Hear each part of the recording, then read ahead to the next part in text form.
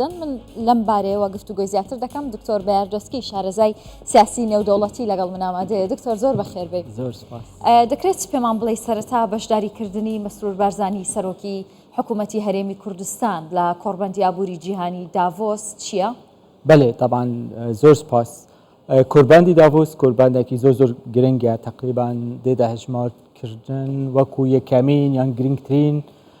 کۆربەندی ئابووری دنیایی و دەزانی ئابوور لە هەموو دنیا ئاراستە سیاسیەکان دایرەکشنەوەی تەوجیه دەکاتەوە. دوو بوو ئەو وڵاتانەی وەکو کوردستان کە دەوڵەت نینن ئەو منتەدانە دەرفەتێکی دەدەتێت کە دەرفەتێکی وەکو دەڵێن وەکو دەوڵەتێک کە چاوی بکەوت نەتەنها مەسەلەن بزنسمانەکان کە زۆربەی تحکمی بە سیاسەتی نێودەوڵەتی ئەوە دەکەنەوە، بەڵکو سەرۆکەکانی دەوڵەتەکان یعنی تایبەتی دەوڵەتە گرنگەکان دەوڵەتەکانی کە ڕۆژئاوا بەرپرسەکانی ئەمریکا بەرپرسەکانی ئەوروپا ئینگلیز ئەو دەوڵەتانە حتا چینیش و پێشی 2 ساڵیش رووسیا و ئەوانەش لەوێن دەربوون. ئەوەی دیکە کە زۆر گرنگە مەسەلەن تایبەت کە جەنابی سەرۆک وەزیران لەوێ حاضر بووە ئەو منتەدایە عادەتەن فکرە و مبادرە لەو جێگانە دروست دەبن پێشی بچنە مەسەلەن ئەو جێگانەی کە بریار لێ تێدەدان ئەوانە ئەو جێگا ئەو منتەدایە منتەدای میونیخی ئەمنە ئەو منتەدایە کوربەندەی ئابووریە وەکو دەڵێ مەتبەخ و وەجبەلی دەدەن دروستکردن پێشی بچنە سەرمێزی سیاسەتەکان. لێرە مەسەلەن من پێت دەڵێ مەسەلەن ئەو شەری یەکبوونی ئەلمانیا لێرە هاتە بەحثکردن یەکەم جار پێشی بچتە پەرلەمان و ئەوەی ئەلمانیا. دوو مەسەلەن شەری یونانیەکان و تورکەکان ئەوەی لەسەر قبرس کرا لێرە حەل کرا. ئەوەی مەسەلەن جنوب ئەفریقیا بوو نێلسن مەندێلا کلارک کە ئەو ڕژیمی ئەنسوری لەوێن دەرهاتاوکردن. ئەمجا بەشدارکردنی جەنابی سەرۆکی حکوومەت کاک مەسرور بارزانی زۆر گرنگگرە پەتایبەتی سەرۆک وەزیرانی عێراقیش لەوەیە ئەویش دەرفەتەکە کە بەس ڕاستیش عێراقیش پێویستی یارمەتی دەوڵەتەکان هەیە ئەوانەی ئەو هەمان ئەکسپریەنس هەیە وەکو عێراق کە ملەتی خۆی چاوساندیە وەکو من گوت مەسەلەن جنوبی ئەفریقیا زۆر وەکو عێراقە ئەوەی سیستەمی ڕژیمی ئەنسوری سپی پێستەکان لەگەڵ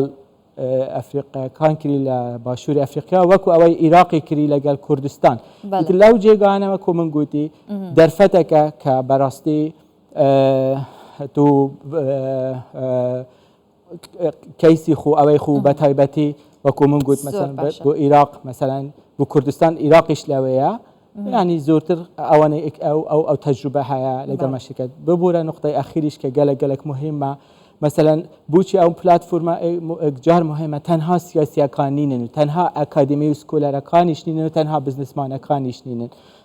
بەلکو نینەری ئەو هەمووانە کە مەسەلەن زۆربیان کە پێکەوە وجهة نظرێکی لەسەر کەیسێکی محەددەکەن هەرێک لە وجهة نظری خو تطبیقیوی ئاسانتر دەبێت لەسەر. دکتۆر دوای باسی ئەوەکەین کە دەکرێت ئەمساڵ لە داڤۆس چی بکرێ بەڵام بەنسبەت هەرێمی کوردستانەوە بۆ نمونە لە 2 ساڵی ڕابردوو کاتێک کە سەرۆک وەزیرانی هەرێمی کوردستان بەشداری کرد توانی لەوێ بازارێکی جیهانی بۆ بەرهەمەناوخۆیەکانی هەرێمی کوردستان پەیدا بکات. پێتان وایە کە ئەمساڵ سەرۆک وەزیرانی هەرێمی کوردستان دەیەوێت کە ئەم بازارە فراوانتر بکات و هێڵی پەیوەندیەکان و بازاری نوێ بۆ هەرێمی کوردستان بدۆزێتەوە و پەیوەندیە دیبلۆماسیەکانی بخاتە خزمەتی ژێرخانی ئابووری هەرێمی کوردستان و کاسبکاران و جوتیارانەوە؟ بەێ بە تاکیدەوە یعنی دەستکەوتەکان واضح بوون لەو کوربەندە پار و ساڵی پێشوی بەس ئەم ساڵە بە تەسەوری من ئەوەی زۆر گرنگە چونکو لە ئەژەندای کوربەندەکەش وازەحە مەسەلەن شیعاری و کوربەندەکە ئەوەیە کە بنیادنانەوەی سقات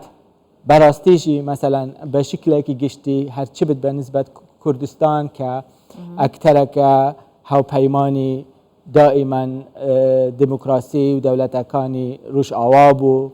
ئێستا وەزعیوی مەسەلاً لە جیۆپۆلیتێکێکی زۆر زەحمەتدا زەختێکی زۆر گەورە لەسرە ئێستا ئەمنیەتیوی زەخت لەسرە ئێستا جوگرافیەکە دەکۆڵێت لە هەموو جێگاکان شەڕ لە غەزەیە شەڕ لە یەمەنە شەڕ لە سووریا عێراق یعنی نازانین زوو نزیکی کوردستانی بووە مەسەلاً ئەوە بەڕاستی شتێکی گەلە گرنگە مەسەلاً ئەو شتانەی دیکە مەسەلاً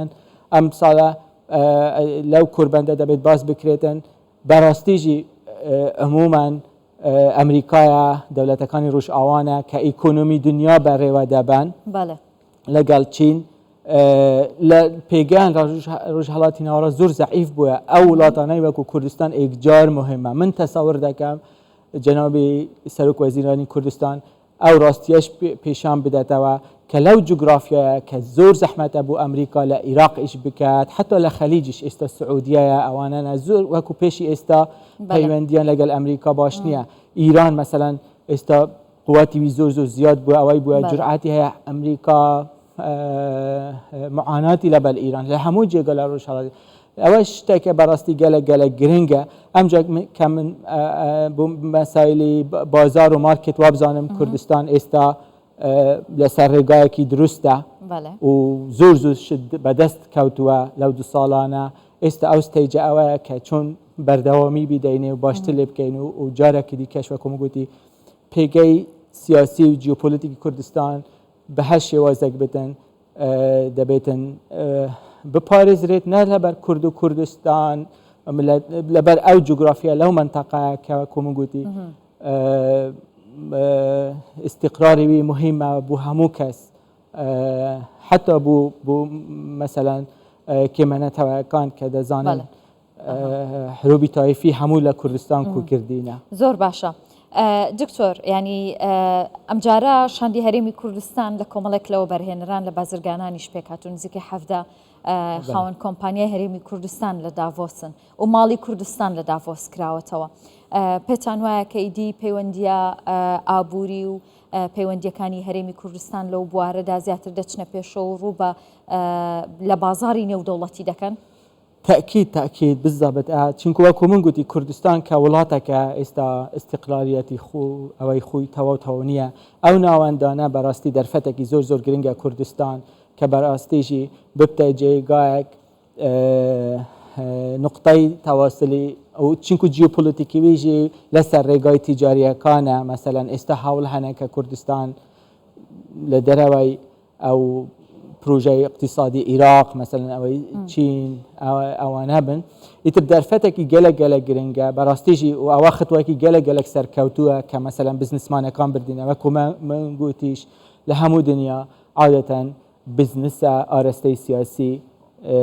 بەڕێوە دەبەتن طبعاً دەوڵەتە وابزانم ئەوە شتێکی تۆزێک تازە لە کوردستان بەس ئەوە کللتورە دەبێت ببتە کللتور لە کوردستان مەسەن تورکیا مەسەن چەند جارێک سەرۆکی تورکیا دەردەچێت سەد بزنسمانی ئەمجا لەگەڵ خۆی دەبێت بەڵکو هەر بزنسمانێک نزیکی 100,000 دلاریش دەدات کە تەنها لەگەڵ ئەو جەولە لەگەڵ سەرۆک دەربچتەوە و دیسا هەرێمی کوردستان کە ئێستا جیۆپۆلیتیکیوی زەحمەتە ئێستا مەسەلاً وەکو من گوتی دوای ئۆکتۆبەری جیۆپۆلیتیکی بوو بەڕاستیژی دیبلۆماسیای اقتصادی دیبلۆماسیای سیاحی دیبلۆماسیای تیجاری دیبلۆماسیای علاقاتی عامە جێگایەک وەکو داڤوس وەکو منشن وەکو ئەو کۆربووەندانە زۆر گرنگە دەستخۆش زۆر سپاس دەکەم دکتۆر بەردۆسکی شارەزای سیاسەتی نێودەوڵەتی سپاس بۆ ئامادەبوونت لەگەڵم زۆر سپاس دەستخۆش